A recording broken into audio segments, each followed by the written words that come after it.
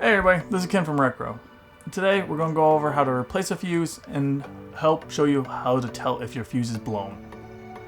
To do so, we suggest that you use a pair of needle nose pliers or fuse pullers. Do note that this is for your 12-volt electronics. When doing this, make sure to turn your power off. The time this is going to take is less than 2 minutes. Let's get straight into it.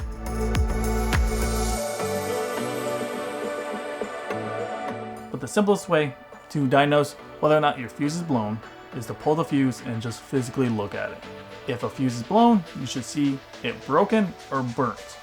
To pull the fuse, you just simply need to securely grab it with the needle nose pliers or a fuse puller and then pull it out. You should replace a fuse with the same size as the blown fuse. To make sure that this is the same fuse size, just simply look at the front of the fuse. It should have the number of the fuse size. If it does not, all fuses are color-coded to match the fuse size by its outside color. We will have a graphic on the screen to show you what size each fuse color is. Once you know what size you need, just make sure you grab it with the needle nose or the fuse pullers and then just slot it back in. As you can see, this is quick and simple, and hopefully it helps you out in the future. If you want to see more videos like this, make sure you like and subscribe. And remember, when you're rolling down the road, roll with RecPro.